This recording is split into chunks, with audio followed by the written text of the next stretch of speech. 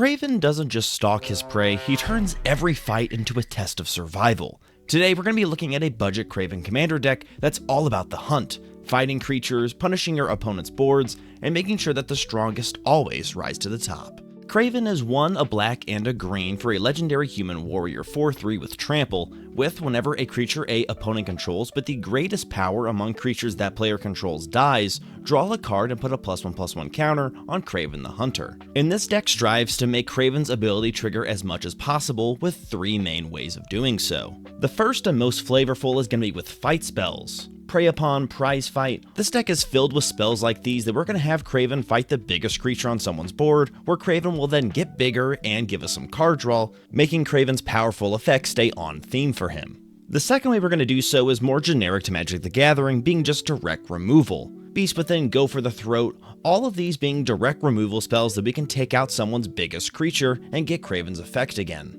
And then finally, the third and least reliable way we're going to get Kraven's effect during a game is just through game actions with other players. Let's say that one of our opponents takes out another opponent's biggest creature. In doing so, we still get our effect, even though we didn't do anything. And while this is for sure the least reliable way to get Kraven's trigger, it is important for me to mention since it will be happening during most of the games played. And then before we get into the 99 of this deck, let's go over some important points for Kraven's ability. This trigger is per opponent, so let's say that we played Massacre Worm and both opponent A and opponent B's biggest creature were 2 power, and both of them die. Kraven will trigger for each of them since it's per opponent and not just one. And then finally for ties, if an opponent has more than 1 creature tied for the greatest power, the death of any of those creatures qualify for Kraven's ability. And now moving into the 99, like I said before, this deck is filled with fight spells. And while they are very good for our strategy and stay on theme for a Kraven the Hunter deck, it is important to know that whenever creatures fight, they keep the damage that was dealt to them. So if we were to play Prize Fight and have Kraven fight a 2/2 that one of our opponents control, after the fight and Kraven kills that creature, Kraven will still have taken 2 damage for this turn. This of course means that we can't go willy-nilly playing all of our fight spells with the risk of Kraven getting destroyed,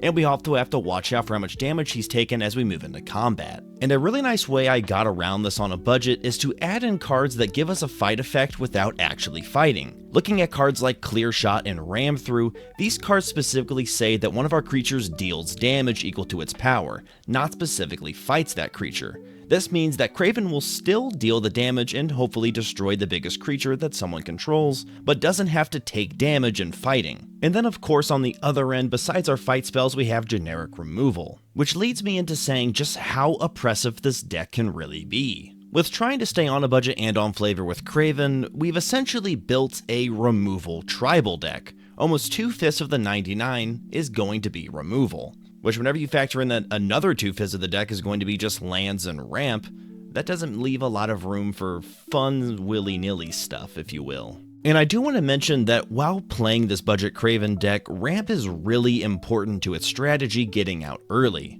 While a lot of the fight spells are going to be 2 to 3 mana, that adds up extremely quickly in the early turns. So making sure that we ramp once, even maybe twice, before turn 5 really makes sure that we can handle and get Kraven's ability going fast. This deck does a really good job at making sure the other people at the table can't really go off. We constantly have cards in our hand that can remove creature-based threats on someone else's board, and if Kraven's out on the battlefield, it makes sure that we keep redrawing into more answers to potential problems. And this means that the rest of the deck is more of just helping Kraven do his ability well. We have cards like Sereth the Viper's Fang, which is going to give our tapped creatures we control Death Touch, and untapped creatures we control Hexproof, and then we can pay 1 to untap another target creature or land we control. This means that whenever we swing with Kraven and he becomes tapped, he gains Death Touch, making sure that whatever blocks him is going to get destroyed. We then have the option at any time with it to pay 1 mana and untap Kraven, giving it Hexproof, which is really good for protection. And then 2 really good cards from Outlaws of Thunder Junction are Free Strider Lookout and Hard Bristol Bandit. Free Strider Lookout says that whenever we commit a crime or just target anything that our opponents control, we get to look at the top 5 cards of our library and we can put a land card from among them onto the battlefield tapped and then put the rest on the bottom of our library in a random order, this only triggering once per turn. The best thing about Free Strider is that it's just once per turn and not only during hours. meaning that if we have 2 removal spells in our hand, we can do one on our turn to look at the top 5 and ramp, and then wait for the next turn to do it again, with the 1 turn limit not just being on our own turn. And then the bandit on the same sense also ramps us in the same way. We can tap it to add a mana of any color, and then whenever we commit a crime we can untap it, this only triggering only once each turn. Once again, it can only happen once per turn, but it does not limit it to only our turn. And then we have cards in the deck that turn into big threats like Kraven, just to give our opponents another thing to try to remove, starting with Legolas Master Archer. Legolas is a 1/4 that says that whenever we cast a spell that targets it, it gets a +1/+1 counter, and then whenever we cast a spell that targets a creature we don't control, Legolas deals damage equal to its power to up to 1 target creature. This means that if we want to target Legolas with a fight spell, not only will it get a +1/+1 counter because we are targeting it, but it will also once again deal damage before the fight happens whenever we target someone else's creature. Legolas is a super synergistic card for all of our fight spells, and then moving on to the next one, Vincent Valentine, who is just a great synergistic piece with how much removal we have. Vincent says that whenever a creature a opponent controls dies, we get to put a number of +1/+1 counters on it equal to that creature's power, and then whenever it swings, we may transform it. Vincent's backside is a trample lifelinker that turns into a 3/2 base power, and whenever it dies we get to return it to the battlefield tapped, face up. The good part being it keeps all of the +1/+1 counters we gave it whenever Vincent was on the battlefield. And then we do have a few equipment in this deck, the best one being the Masamune. This says that as long as the equipped creature is attacking, it has first strike and must be blocked if able. And then equipped creature has, if a creature dying caused a trigger ability of a creature or emblem you own to trigger, that ability triggers a additional time. This means that we can double up on our triggers from Kraven and from things like Vincent Valentine to get max value. Besides that, we also have Spider Suit, well, just to recreate the...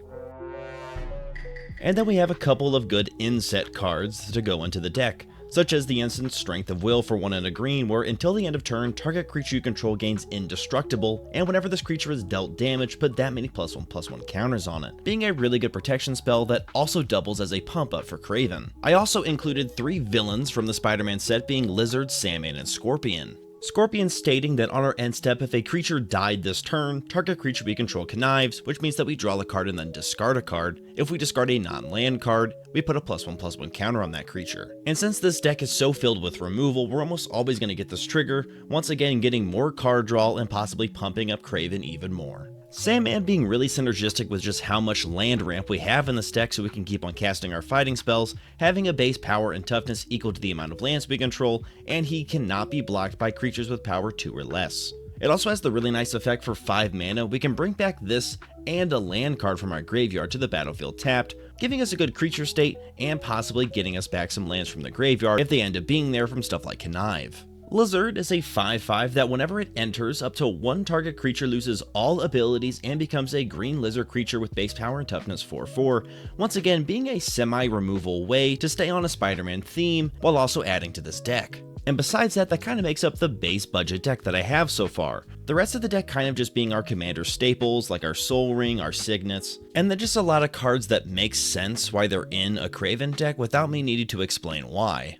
And now quickly going over some upgrades for this $50 deck, I would say to stay away from adding in more fight and removal spells, as a lot of the cards that work are just on a budget already, and your money's probably better spent elsewhere to upgrade this deck. I would definitely focus more into the ramp and the Voltron aspect of Kraven. Cards like Bone Saber and Power Fist being great equipments that really bump up the amount of counters on Kraven and lead to more lethal kills quickly. The same can be said with Belt of Strength, as the game goes on, it'll be easier to put on to Kraven with that cost reductor as Kraven naturally gets bigger as the game progresses.